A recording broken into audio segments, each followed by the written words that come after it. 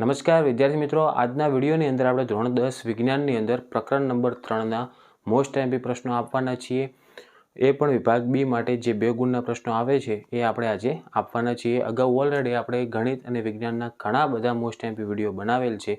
એ video તમે ન જોયા હોય તો એમની લિંક તમને વિડીયોની નીચે ડિસ્ક્રિપ્શનની અંદર મળી જશે, તો એકવાર જઈને જરૂરથી જોઈ નાખજો જેથી તમને બેનિફિટ થાય। ઓકે, ચેનલમાં જો પહેલી વાર આવ્યો તો ચેનલને સબસ્ક્રાઈબ કરો અને બેલ આઇકન પણ દબાવો જેથી આ યુઝફુલ વિડીયો તમને સૌથી પહેલાં મળતા રહે। ધોરણ 10ના તમારા જેટલા પણ મિત્રો હોય એમના સુધી પણ આ વિડીયોને જરૂરથી શેર કરજો।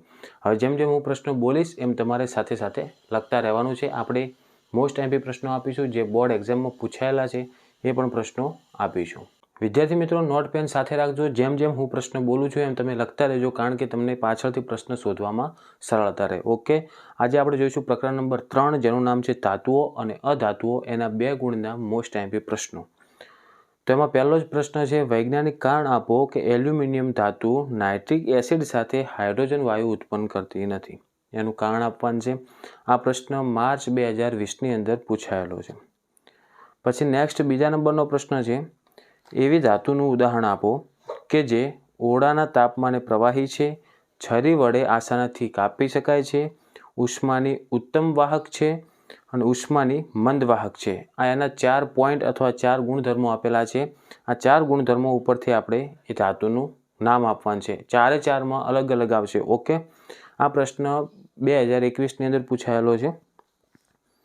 પછી નેક્સ્ટ આપણે ત્રીજા નંબરનો પ્રશ્ન જોઈશું, આયનીય સંયોજનોના 4 ગુણધર્મો લખો। આ પ્રશ્ન જુલાઈ 2022ની જે રિપીટર એક્ઝામ આવે છે એના અંદર પૂછાયેલો પ્રશ્ન છે, તો અગત્યનો છે।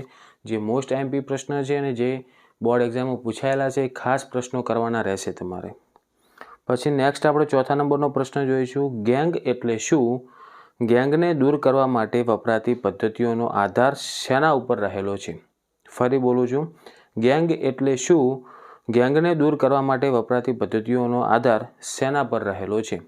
આ જુલાઈ 2022ની અંદર પૂછાયેલો પ્રશ્ન છે।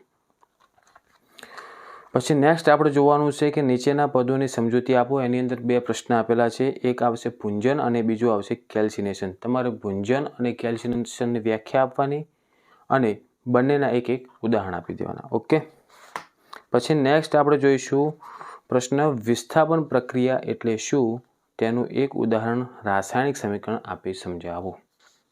ઓકે, અને હવે છેલ્લો લાસ્ટ પ્રશ્ન આપણે જોઈશું કે વૈજ્ઞાનિક કારણ આપો, સોડિયમ અને પોટેશિયમ જેવી ધાતુઓને કેરોસીનમાં સંગ્રહ કરવામાં આવે છે।